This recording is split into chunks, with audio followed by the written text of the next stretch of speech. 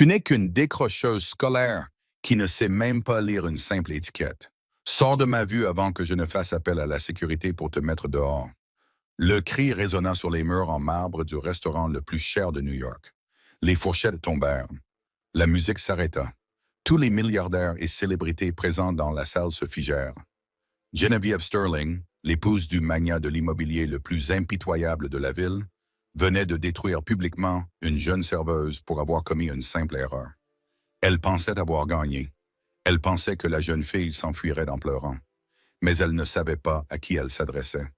Elle ne savait pas que la jeune fille qui tenait le plateau n'était pas seulement une serveuse.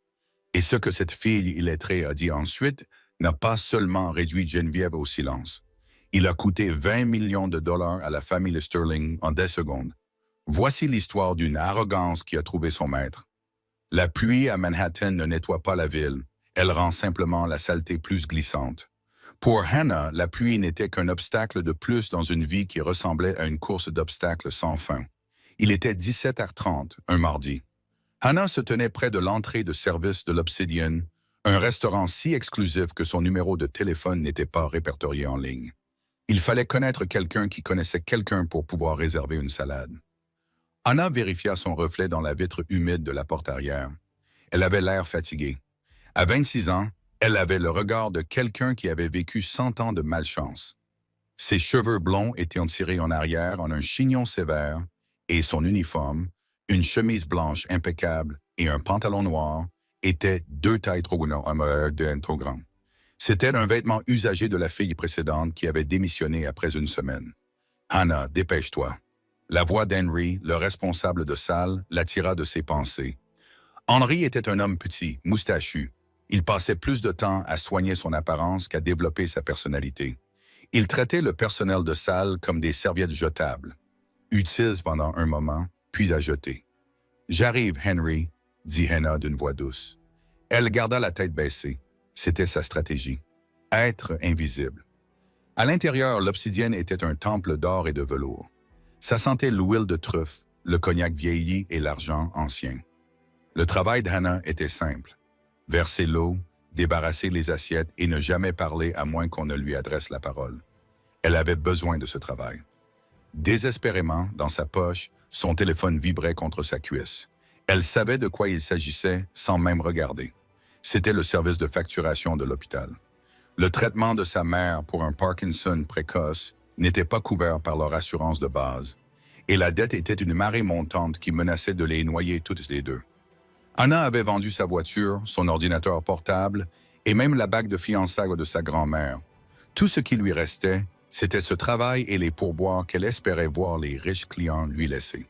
« La table 4 est à toi ce soir », aboya Henry, en lui fourrant un menu relié en cuir dans la poitrine. « Et prie le Dieu de ton choix pour ne pas tout gâcher. Les Sterling arrivent. » Hannah pâlit.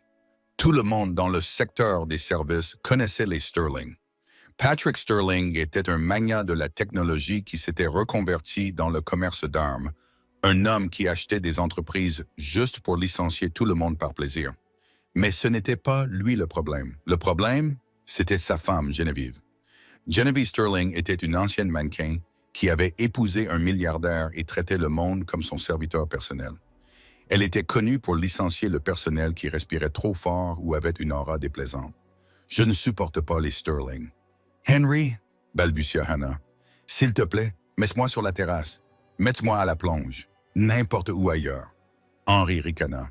Les autres filles menacèrent de démissionner si elles devaient la servir. « Tu es la nouvelle. Tu es la dernière dans la hiérarchie. Tu prends cette table ou tu prends tes affaires et tu pars pour de bon. » Hannah ravala la boule qu'elle avait dans la gorge. La facture du hôpital, les médicaments, le loyer. « Je vais m'occuper de cette table, » murmura-t-elle. Elle ne le savait pas encore, mais cette décision allait mettre fin à sa vie telle qu'elle la connaissait. Les portes de l'Obsidian s'ouvrirent à 19h pile, et l'atmosphère de la salle changea instantanément. Les conversations informelles des autres convives, PDG, politiciens, stars de cinéma, s'éteignirent. Geneviève Sterling fit son entrée. Elle portait une robe rouge qui coûtait probablement plus cher que ce qu'Hannah gagnerait dans 5 ans. Des diamants pendaient à ses oreilles et à son cou. captant la faible lumière des lustres. Elle ne marchait pas, elle rôdait. À ses côtés se trouvait Patrick Sterling, un homme qui semblait vérifier sans cesse sa montre, le visage enfoui dans son téléphone, ignorant complètement sa femme. Un troisième invité les suivait. C'était inhabituel. Les Sterling dînaient rarement avec d'autres personnes. Le troisième homme était plus âgé, peut-être dans la soixantaine, avec des cheveux argentés et un visage intelligent et anguleux. Il portait un costume coûteux mais discret. Il regardait autour de lui, non pas avec arrogance, mais avec curiosité. Il s'agissait du professeur Tobias Alcott, historien et diplomate de renom, mais personne dans le restaurant ne le reconnut. Il était là pour une raison très précise, une négociation concernant les droits fonciers d'une des nouvelles usines de Patrick en Europe.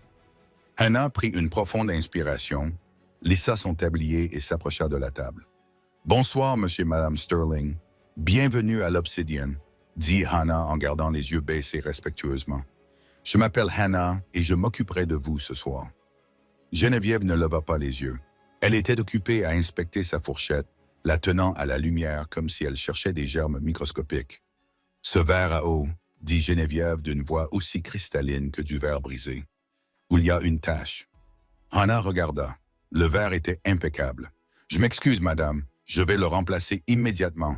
Ne vous donnez pas cette peine. » Geneviève fit un geste de la main pour la congédier, puis regarda enfin Hannah.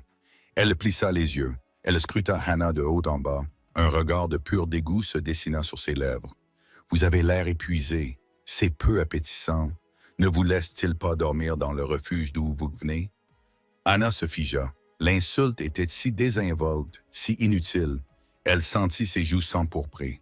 « Je m'excuse si mon apparence vous offense, madame. »« C'est le cas, » rétorqua Geneviève. « Apportez simplement la carte des vins et essayez de ne pas trop la toucher. Je ne veux pas que ta pauvreté déteigne sur le cuir. » Patrick Sterling ne leva pas les yeux de son téléphone. Le professeur Alcott, cependant, se tortilla mal à l'aise.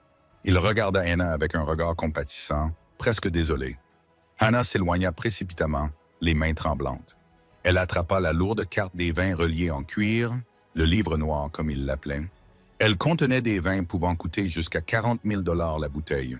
Quand elle revint, elle ouvrit le livre à la page que Henry avait marquée plus tôt. « Nous avons une réserve spéciale ce soir. » Hannah commença à réciter le script que Henry l'avait forcé à mémoriser. Un Roman et Anti de 1945. « Stop !» Geneviève l'interrompit. Elle arracha le livre des mains de Hannah. « Je ne veux pas entendre le script. Je veux voir les nouvelles acquisitions. J'ai entendu dire que vous aviez une bouteille provenant du vendeur privé du consulat autrichien. » Hannah cligna des yeux. Elle n'était pas au courant.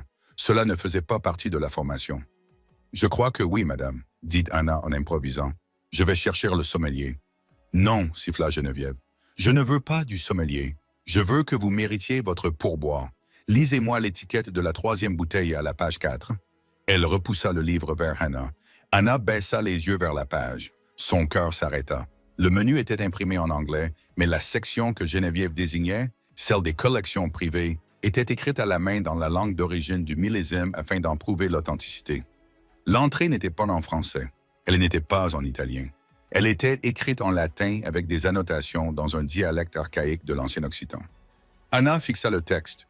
Les lettres dansaient devant ses yeux, non pas parce qu'elle ne savait pas les lire, mais parce qu'elle savait les lire. Le silence à la table 4 s'éternisait, lourd et suffocant. « Eh bien, » demanda Geneviève en tapotant la nappe de ses ongles manucurés, « nous attendons. Ou est-ce que trop difficile pour vous? Prononcez-le à voix haute, ma chérie. La méthode Hooked on Phonics a fonctionné pour mon enfant. Peut-être que ça marchera pour toi. » Patrick leva enfin les yeux, agacé par le retard. « Geneviève, commande juste un cabernet et qu'on en finisse. »« Non, Patrick, dit-elle, un sourire cruel jouant sur ses lèvres. Je veux voir si cet établissement embauche du personnel compétent ou juste des cas sociaux. Regarde là. » Elle fixe la page comme une vache qui regarde un train.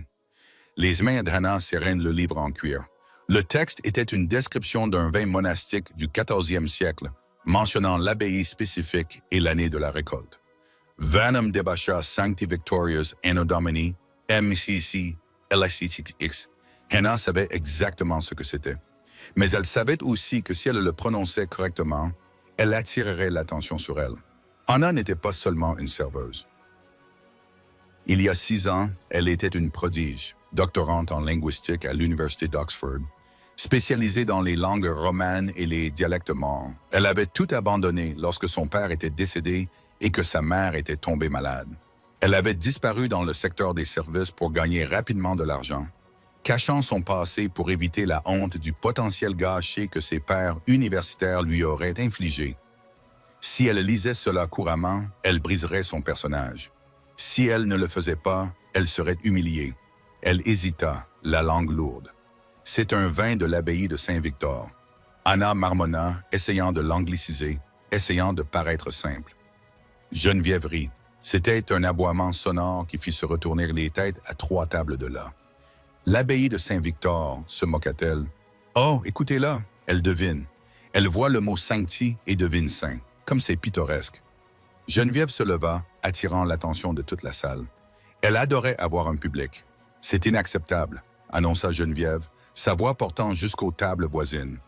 Nous payons des milliers de dollars pour un repas et nous sommes servis par une fille illettrée qui ne sait même pas lire le menu.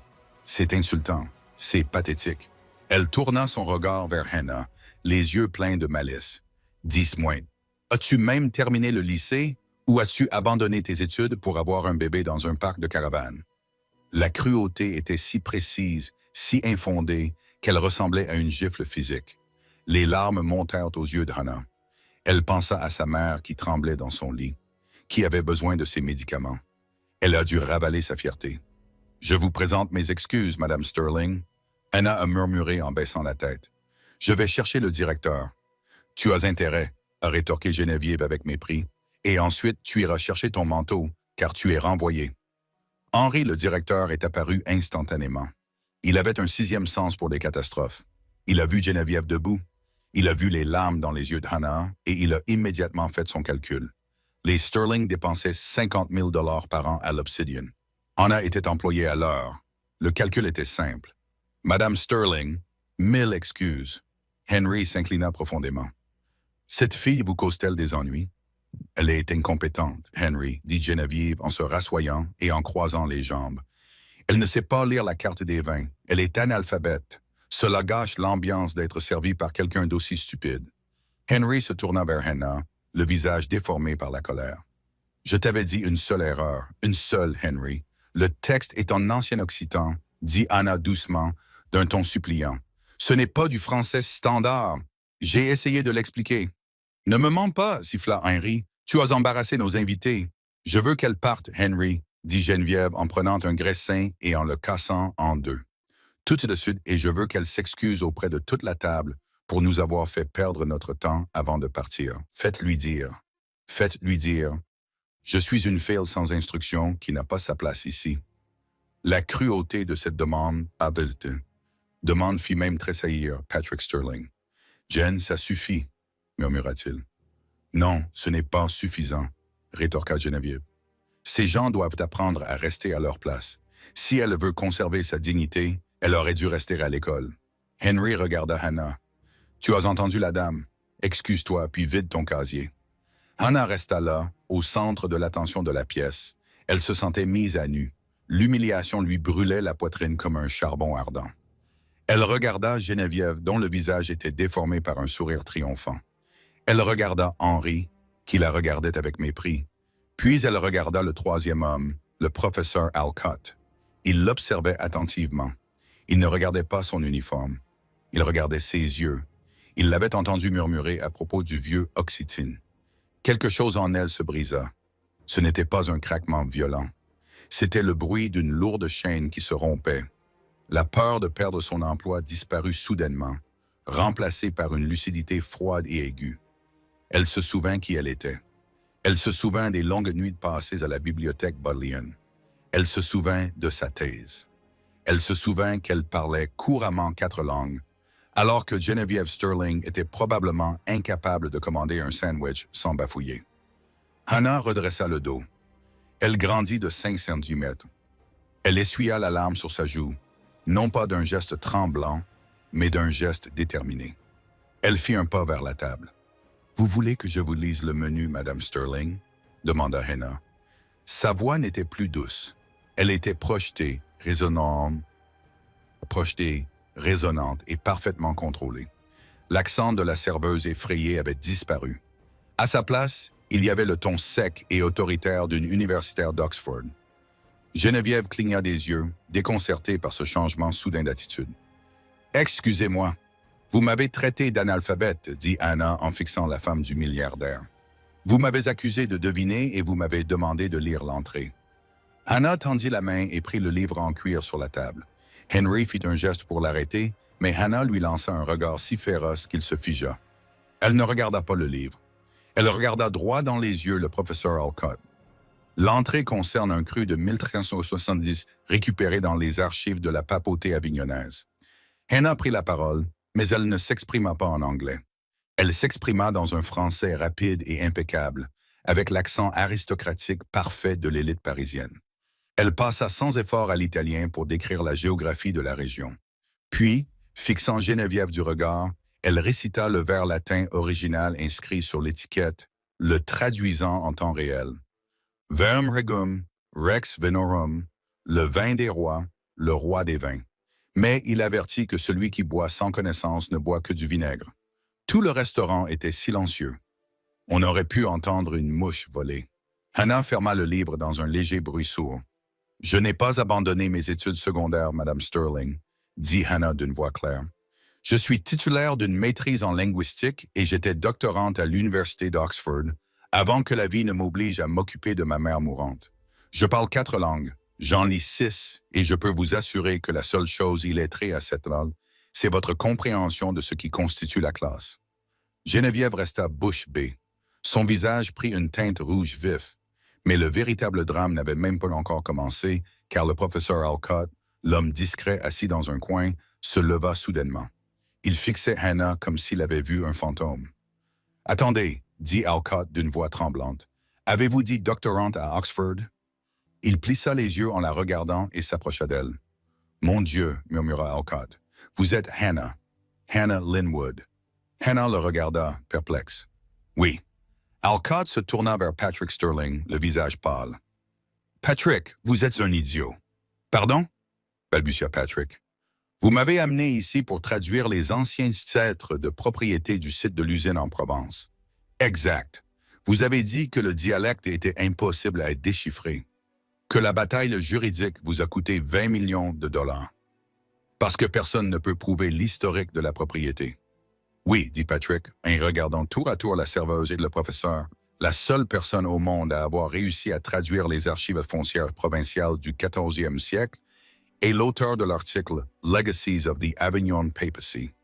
Alcott pointa un doigt tremblant vers Hannah, et vous avez laissé votre femme essayer de la licencier. Geneviève avait l'air d'avoir envie de vomir. Le silence s'était abattu sur la pièce. Le silence obsidien qui régnait auparavant n'était rien comparé au vide qui existait maintenant.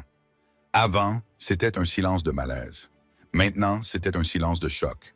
Patrick Sterling fixait le professeur, le téléphone qu'il avait tenu toute la soirée lui glissa des doigts et tomba bruyamment sur l'assiette en porcelaine coûteuse. Linwood Patrick répéta sa voix. « La linguiste d'Oxford avec laquelle vous avez échangé des emails, celle que vous disiez inaccessible. » Le professeur Alcott ajusta ses lunettes. Un regard de profonde déception se posa sur le milliardaire. Elle était inaccessible, Patrick, parce qu'elle avait quitté le monde universitaire il y a 3 ans pour s'occuper de sa mère malade.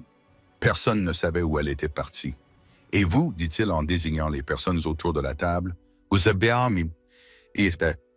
avez essayé de l'humilier pour vous amuser, autour d'une bouteille de vin que vous n'appréciez même pas. Le visage de Geneviève était passé du rouge au blanc crayeux.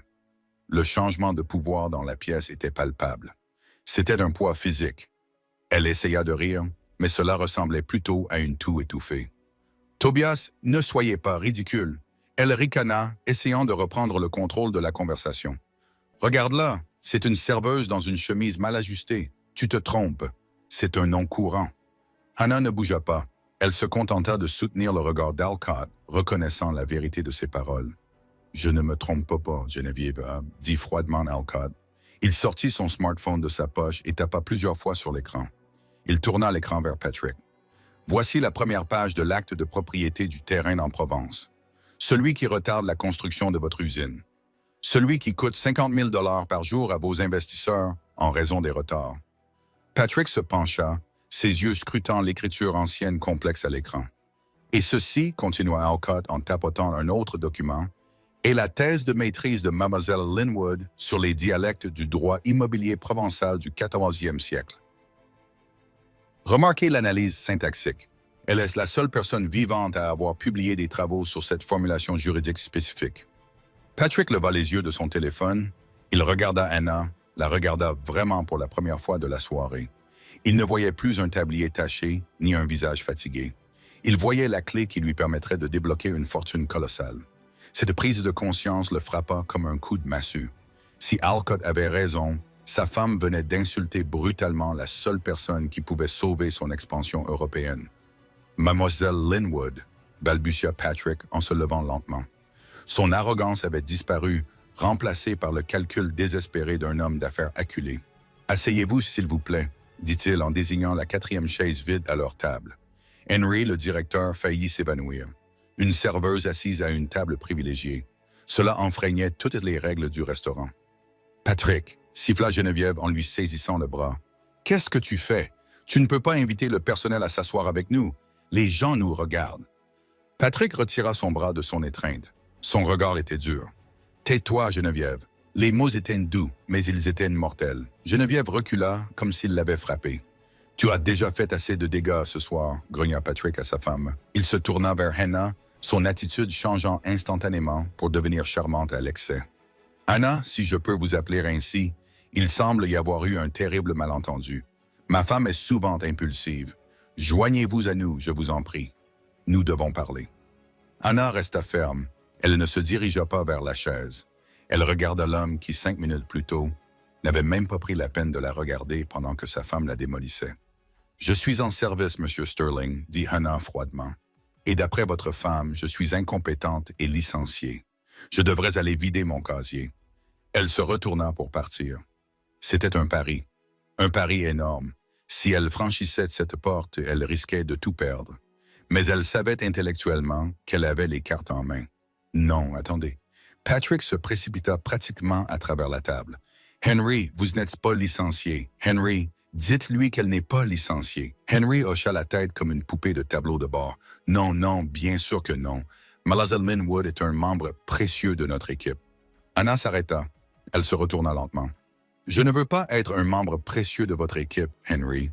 Je veux du respect. » Elle regarda Patrick. « Vous avez besoin que ces documents soient traduits avant lundi pour l'audience de la Commission européenne d'urbanisme, n'est-ce pas? » Patrick resta bouche bée. « Comment le saviez-vous? » La série de conférences du professeur Alcott au Bodleian il y a 4 ans mentionnait la pression croissante sur les conflits fonciers historiques dans le sud de la France. « Je me tiens au courant de mes lectures, » dit-elle sèchement. « Vous êtes désespéré. »« Je te paierai, » dit rapidement Patrick. « Dis-moi ton prix. Le triple de ce que tu gagnes ici en un an. Assieds-toi et regarde les documents. » Anna pensa aux factures de l'hôpital empilées sur la table de sa cuisine. Le poids écrasant de la dette. C'était la porte de sortie. Mais elle regarda Geneviève. La femme bouillait de rage, les yeux remplis de venin, furieuse d'avoir été réduite au silence par son mari et éclipsée par une servante.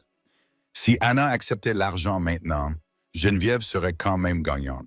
Geneviève continuerait à croire que l'argent peut acheter la dignité. « L'argent ne suffit pas, Monsieur Sterling, » dit Anna doucement. La tension dans le restaurant était si palpable qu'il était difficile de respirer. Les clients des tables voisines avaient renoncé à faire semblant de manger. Ils regardaient ouvertement, laissant refroidir leur repas coûteux. C'était un spectacle plus captivant que Broadway. « Ce n'est pas suffisant. » Patrick avait l'air perplexe. « Anna, je parle d'honoraires de consultation à 6 chiffres pour 1 semaine de travail. »« Je sais de quoi vous parlez, » dit Anna. « Et ma réponse est non. À moins que, » dit-elle en laissant le mot en suspens. « À moins que quoi ?» insista Patrick. Anna retourna lentement à la table. Elle ne regarda pas Patrick. Elle regarda directement Geneviève, qui vibrait de rage contenue. « Vous m'avez demandé de faire quelque chose tout à l'heure, Madame Sterling, » dit Anna calmement. « Vous vouliez que je présente mes excuses à la table. Vous vouliez que je dise que je suis une fille sans éducation qui n'a pas sa place ici. » Geneviève plissa les yeux. Et vous devriez. Vous avez peut-être lu quelques vieux livres, mais vous n'êtes toujours qu'une serveuse qui porte la chemise sale de quelqu'un d'autre. Anna acquiesça lentement. Peut-être, mais je suis la serveuse qui tient entre ses mains le contrat de 20 millions de dollars de votre mari. Anna posa ses deux mains à plat sur la nappe blanche et se pencha vers Geneviève. « Je traduirai vos documents, Monsieur Sterling, » dit Anna d'une voix ferme. « À une condition.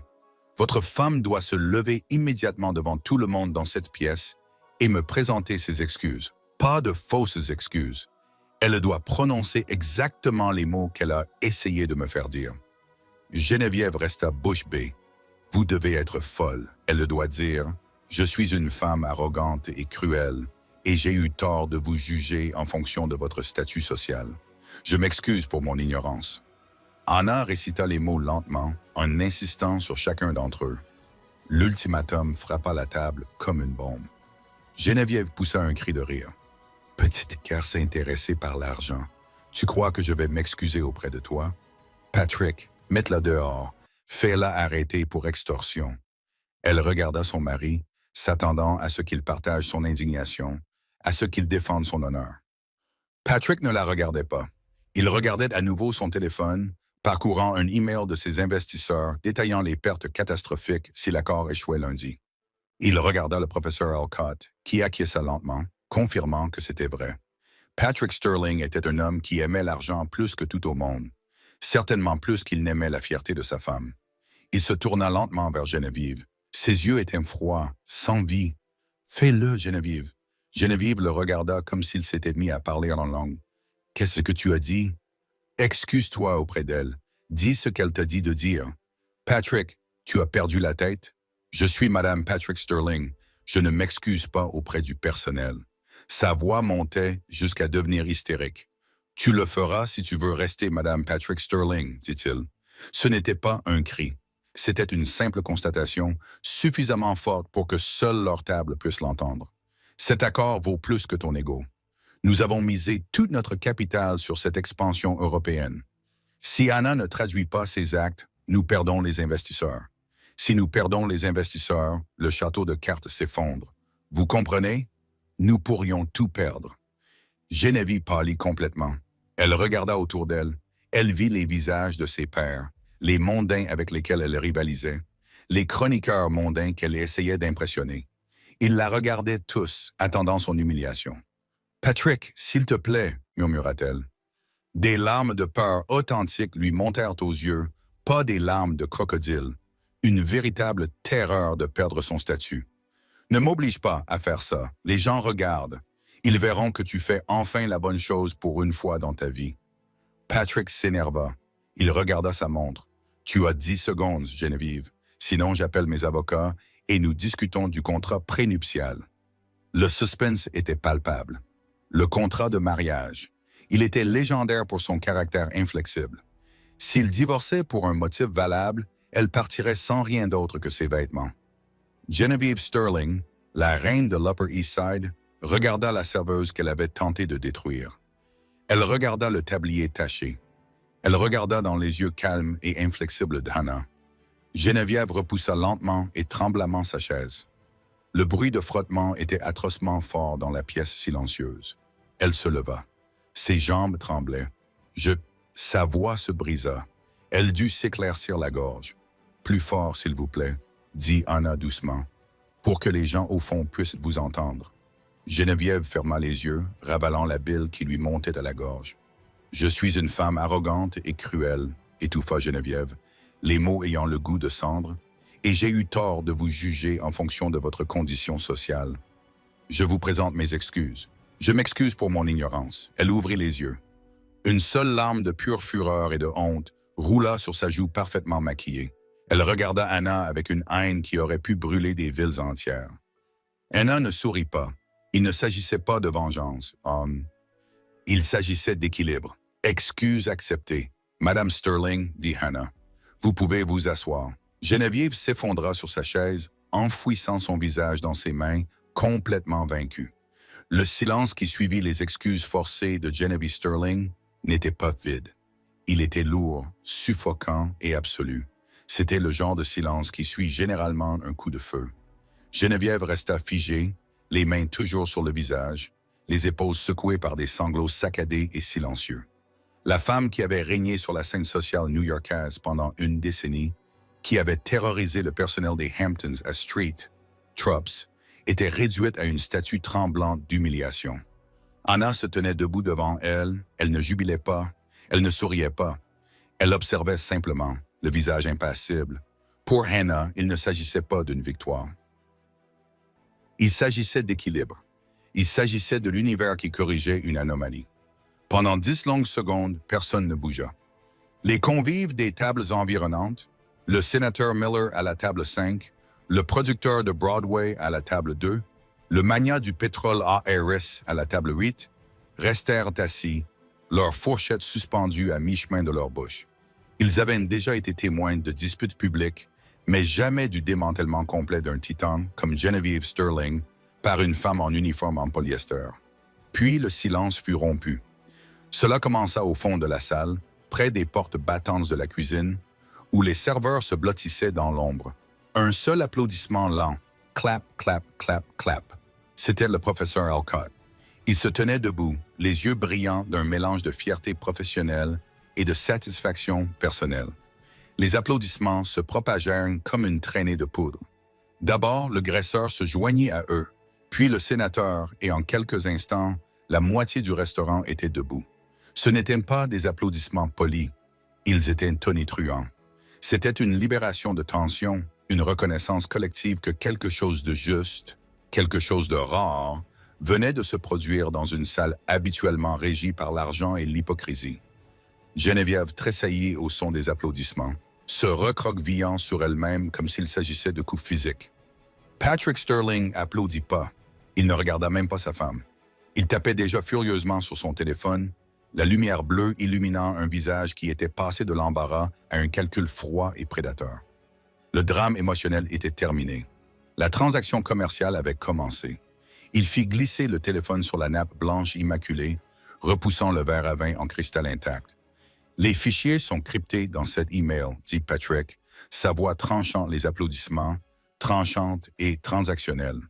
Il regardait Hannah non pas comme une serveuse, ni même comme un être humain, mais comme un actif de grande valeur qu'il venait d'acquérir. Mon équipe juridique est déjà en train de rédiger l'accord de confidentialité. Pouvez-vous commencer ce soir? Anna baissa les yeux vers le téléphone. C'était le dernier modèle qui coûtait plus cher que son loyer mensuel.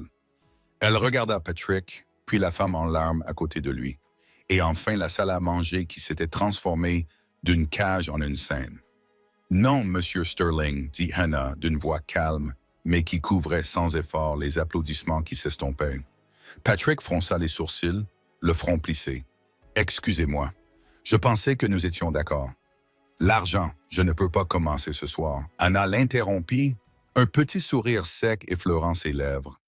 Elle tourna légèrement la tête pour regarder vers la station-service où Henry, le gérant, se cachait derrière une fougère décorative. « Je dois finir mon service. Henry est très contrarié quand le travail secondaire n'est pas fait et, techniquement, je suis encore en service pendant 45 minutes. » C'était un coup de maître ironique. Elle utilisait les règles mesquines qui avaient été utilisées pour l'opprimer afin de dicter le rythme de la négociation. Patrick tourna brusquement la tête vers la station-service. Henry, le gérant, sursauta comme s'il avait reçu une décharge électrique. Il émergea de derrière le feuillage, essuyant la sueur de son front avec une serviette, sa moustache habituellement impeccable tremblant nerveusement. Il se précipita vers la table, s'inclinant si bas qu'on aurait dit qu'il inspectait la moquette. « Oui, Monsieur Sterling. Mille excuses, Monsieur Sterling. J'étais en train d'appeler la sécurité pour faire sortir cette fille afin qu'elle cesse de vous déranger. » Henry n'avait pas compris le changement qui s'était opéré dans la pièce. Il fonctionnait toujours selon l'ancien scénario. Le client a toujours raison. Le personnel est remplaçable. Patrick le fixa du regard. C'était un regard de dégoût pur et simple. « Vous appelez la sécurité ?» répéta Patrick d'une voix dangereusement basse. « Oui, monsieur. »« Immédiatement, monsieur, pour protéger votre soirée, » balbutia Henry en tendant la main pour attraper le bras d'Hannah. « Allez, toi, tu as causé assez de problèmes. Prends ton sac et ne la touche pas, » aboya Patrick. L'ordre claqua comme un coup de fouet. Henry se figea, la main à quelques centimètres du coude d'Hannah. « Tu es un idiot, Henry, dit Patrick en se levant. Il boutonna sa veste de costume, sa présence dominant le petit manager. Vous avez une doctorante d'Oxford qui sert de l'eau dans votre établissement et vous la traitez comme un chien errant. Tu m'as presque fait perdre une acquisition de 20 millions de dollars parce que tu n'as pas l'intelligence nécessaire pour reconnaître le talent quand il se trouve juste devant toi. Je ne savais pas, s'écria Henry, le visage livide. C'est ton travail de savoir, dit froidement Patrick. Elle n'est pas virée, Henry. C'est toi qui l'es. Les mots restèrent suspendus dans l'air. Henry cligna des yeux, ouvrant et fermant la bouche comme un poisson sur un quai. « Monsieur Sterling, je vous en prie. Je travaille à l'Obsidian depuis 12 ans.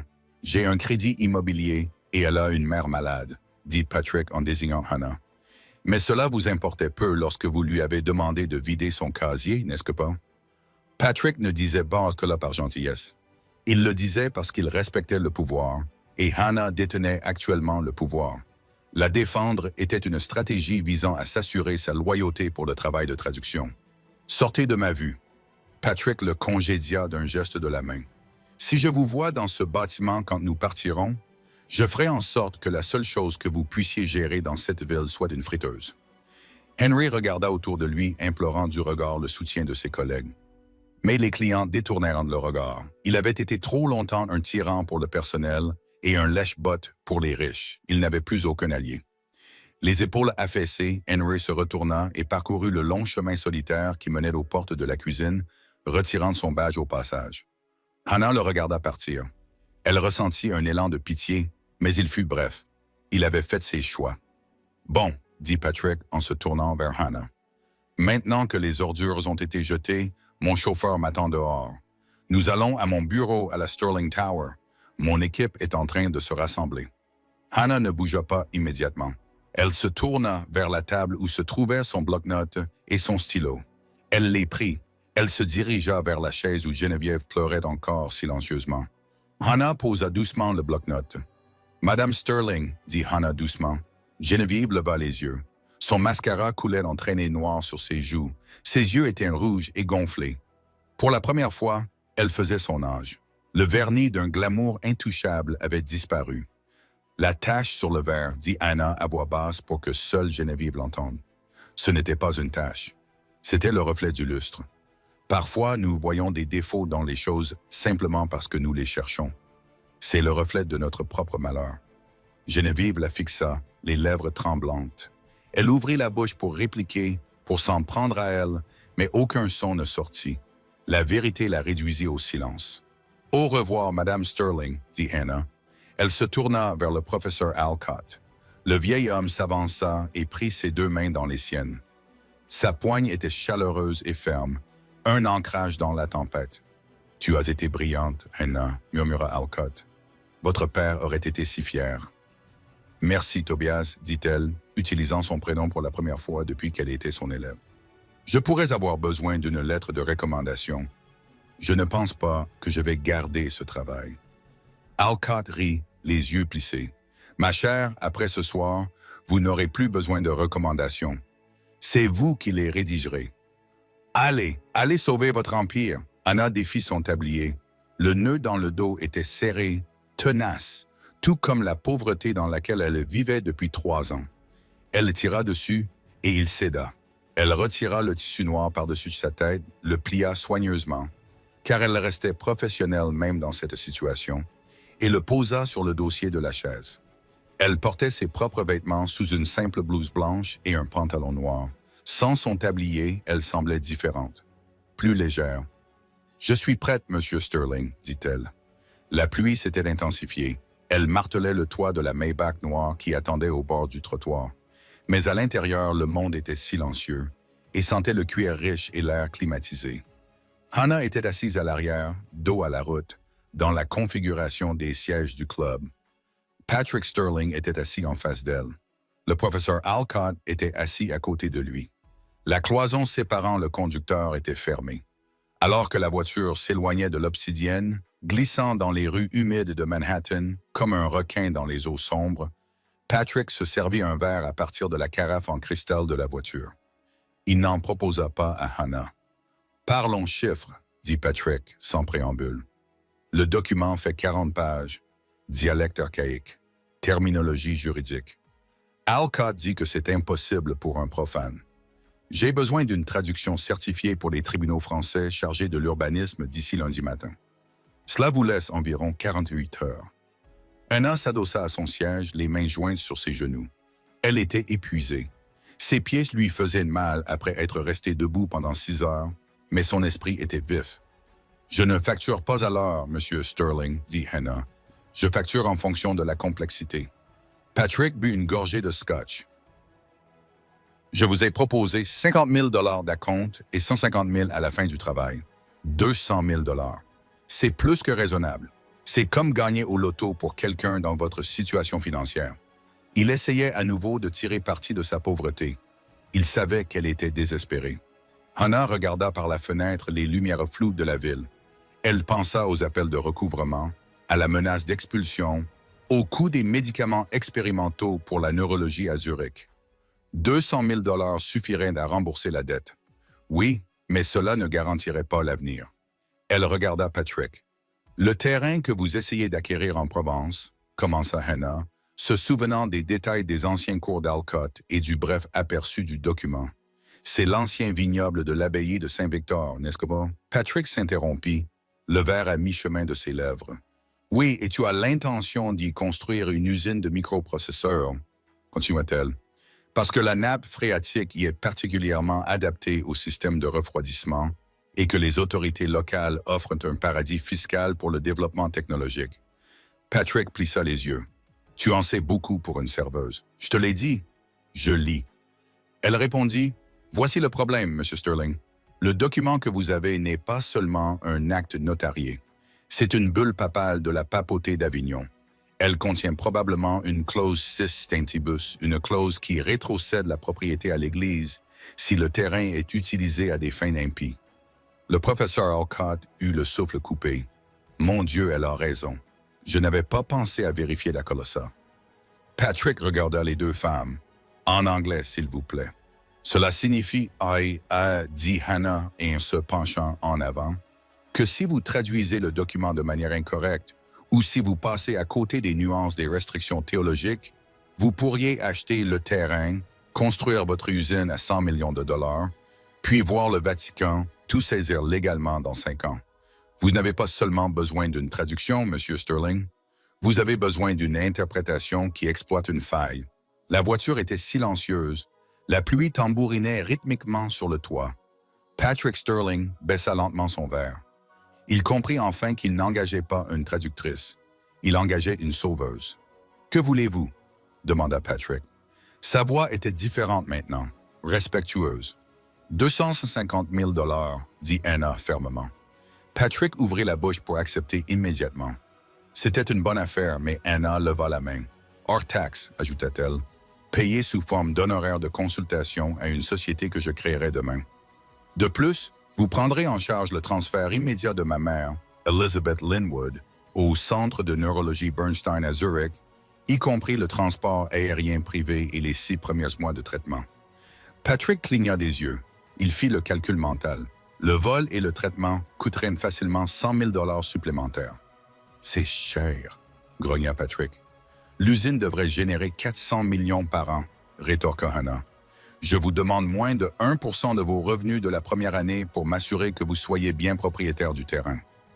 Patrick la fixa du regard. Un lent sourire se dessina sur son visage. Ce n'était pas un sourire aimable, mais il était sincère. Il reconnut une tueuse. « Marché conclu », dit Patrick. Il tendit la main.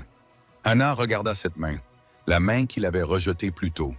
La main d'un homme qui avait permis la cruauté de sa femme pendant des années jusqu'à ce que cela devienne gênant. Elle la serra. Les affaires étaient les affaires. La Sterling Tower était un monolithe de verre et d'acier situé dans le centre-ville. Le 90e étage était entièrement dédié au conseil juridique privé de Patrick. Lorsque Hannah entra flanquée de Patrick et du professeur Alcott, une équipe de 5 avocats d'affaires hautement rémunérés, vêtus de costumes sur mesure, se leva. Ils avaient l'air perplexes de voir une femme en uniforme de serveuse, sans tablier, entrer dans leur sanctuaire. « Voici mademoiselle Linwood », annonça Patrick en jetant son manteau sur un canapé en cuir. Elle est la consultante principale du projet ProAnxé. Donnez-lui tout ce dont elle a besoin. Si elle demande une tasse de café, vous la lui préparez vous-même. Si elle demande la Lune, vous appelez la NASA. Compris? Les avocats acquiescèrent, stupéfaits. Oui, Monsieur Sterling. Hannah ne perdit pas de temps. J'ai besoin d'un poste de travail avec 2 écrans, d'un accès aux archives secrètes du Vatican sous forme numérique. Je suppose que vous disposez d'un identifiant d'entreprise. Sinon, le professeur Alcott peut utiliser ses identifiants universitaires. Et j'ai besoin de café. Noir, 3 sucres. Pendant les 36 heures qui suivirent, Hannah ne dormit pas. Elle resta assise dans une salle de conférence aux parois vitrées, entourée de boîtes de plats à emporter et de piles de livres de référence que les assistants juridiques étaient allés chercher à la bibliothèque publique. C'était un travail épuisant. Le texte était un cauchemar d'encre délavée, d'abréviations latines et de dialectes oxatones obscurs. C'était un casse-tête linguistique conçu pour semer la confusion chez les percepteurs d'impôts du 14e siècle, sans parler des avocats modernes. Mais tandis qu'Hannah travaillait, quelque chose de miraculeux se produisit. L'épuisement des 3 dernières années, la fatigue physique causée par le nettoyage des tables et le transport de plateaux lourds disparurent. Il a été remplacé par l'exaltation intellectuelle qui lui avait tant manqué. Son cerveau, avide de défis, se régalait de cette complexité. Ici, elle n'était pas serveuse. Elle était experte. Des avocats 2 fois plus âgés qu'elle venait lui poser des questions, attendant patiemment qu'elle déchiffre un temps verbal qui modifiait la responsabilité juridique d'une clause. Le professeur Alcott était assis à côté d'elle, relisant ses traductions, murmurant parfois avec délectation devant l'élégance de ses formulations. À 4 heures du matin, lundi, 10 heures avant la date limite, Hannah tapa le dernier point. « C'est fini », murmura-t-elle d'une voix rauque. Elle appuya sur « Imprimer ». L'imprimante laser vrombit, crachant la traduction certifiée. Elle comprenait la solution de contournement cruciale concernant la clause des fins impies, réinterprétant l'usine comme un centre pour l'avancement des connaissances humaines, ce qui correspondait à l'exemption théologique. Patrick Sterling, qui dormait sur le canapé en cuir, s'est redressé. Il a saisi le document et en a parcouru le résumé. Il a regardé les avocats. Le conseiller principal, un homme nommé Harrison, a hoché la tête avec admiration. « C'est imparable, Patrick. » Elle a trouvé un précédent dans une décision de 1390 d'un tribunal ecclésiastique. Nous pouvons construire. Patrick a poussé un soupir qu'il semblait retenir depuis un mois. Il a regardé Hannah. Elle avait les yeux rougis. Ses cheveux se détachaient de son chignon. Elle semblait sur le point de s'effondrer. « Tu es une magicienne, » dit Patrick. « Je suis linguiste, » corrigea Hannah en se levant et en étirant son dos raide. « Vérifiez votre courrier électronique, Monsieur Sterling.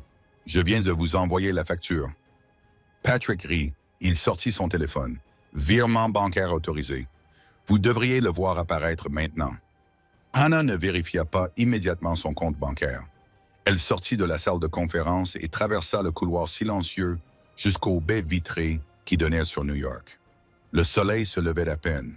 Le ciel était d'un violet sombre qui se fondait dans l'or au-dessus de l'East River. La ville semblait paisible vue de cette haute hauteur. Elle sortit son téléphone. Ses mains tremblaient, mais pas de peur cette fois. À cause de l'adrénaline, du soulagement. Elle ouvrit son application bancaire. Solde. 250,42 $. Ling. Elle fixa le chiffre. Elle compta les zéros. Elle actualisa la page pour s'assurer que c'était bien réel. Des larmes lui monèrent aux yeux, chaudes et abondantes. Elle pressa le téléphone contre sa poitrine et laissa échapper un sanglot qui était mi-rire, mi-pleur. Le poids du monde, la gravité écrasante de la pauvreté, qui l'avait accablée depuis la mort de son père, avait disparu. Elle composa le numéro qu'elle connaissait par cœur, le numéro qu'elle redoutait habituellement d'appeler. St. Jude's Hospital, service de facturation. Une voix fatiguée répondit. « Bonjour, je m'appelle Hannah Linwood, » dit-elle. Sa voix était forte. « J'appelle au sujet de ma mère, Elizabeth Linwood, Mademoiselle Linwood. » La voix à l'autre bout du fil devint compatissante mais ferme. « Nous en avons déjà discuté. À moins que vous ne puissiez effectuer le paiement minimum de 5 000 $ aujourd'hui, nous devons la transférer dans un établissement public. Nous ne pouvons pas. Je n'appelle pas pour effectuer un paiement minimum, l'interrompit Hannah. Oh, j'appelle pour payer la totalité du solde, dit Hannah. Ces mots avaient un goût plus doux que le meilleur des vins, et j'ai besoin que vous prépariez son dossier médical pour le transfert. Une équipe de transport médical privé sera là à midi pour l'emmener à l'aérodrome. Il y eut un long silence à l'autre bout du fil. Le bruit d'un clavier. Mademoiselle Linwood, le solde est supérieur à 80 000 $. Je sais, dit Hannah en regardant le soleil se lever à l'horizon. Acceptez-vous les cartes Visa? Une heure plus tard, Hannah sortit de la Sterling Tower. Elle portait toujours sa blouse blanche de serveuse et son pantalon noir, mais elle se tenait comme une reine. Le professeur Alcott l'accompagna jusqu'au trottoir. La pluie avait cessé. L'air matinal était vif et pur. « Que vas-tu faire maintenant? » demanda Alcott. Après Zurich, Hannah regarda la rue animée, les gens se précipitant vers des emplois qu'ils détestaient, la ville qui s'éveillait. « Je vais terminer mon doctorat, répondit-elle. Et ensuite, je pense que je vais écrire un livre sur la papauté d'Avignon, demanda Alcott. Hannah sourit. Peut-être, ou peut-être sur autre chose. Sur le pouvoir des mots. Sur le fait que le langage est la seule chose qui nous sépare des animaux. Elle héla un taxi. Un taxi jaune s'arrêta. Ce n'était pas une Maybach, mais c'était le sien. C'était elle qui le payait. Hannah appela Alcott alors qu'elle ouvrait la porte. Elle se retourna. « Geneviève, dit-il, penses-tu qu'elle ait appris quelque chose? » Hannah pensa à la femme qui pleurait dans le restaurant, la femme qui avait construit une forteresse de diamants pour cacher sa propre insécurité. « Je ne sais pas, » répondit Hannah honnêtement, « mais j'ai appris quelque chose. Quoi donc? Que je ne veux jamais être quelqu'un qui fait se sentir petit à quelqu'un d'autre? » dit Hannah. « Parce qu'on ne sait jamais quand la personne sur laquelle on marche est la seule qui peut nous sauver. » Elle monta dans le taxi. « Où ça? » demanda le chauffeur en regardant son uniforme dans le rétroviseur. Hannah regarda son reflet. Elle vit ses yeux fatigués. Oui, mais elle vit aussi la flamme qui les animait. Elle vit l'avenir. « L'aéroport JFK, » répondit Hannah. « Le terminal international. J'ai un avion à prendre. » Alors que le taxi se fondait dans le trafic matinal, Hannah Linwood ne se retourna pas pour regarder le gratte-ciel. Elle ne se retourna pas pour regarder le restaurant. Elle regarda devant elle, vers la lumière. La serveuse avait disparu. Le médecin était là. Quelle aventure pour Hannah!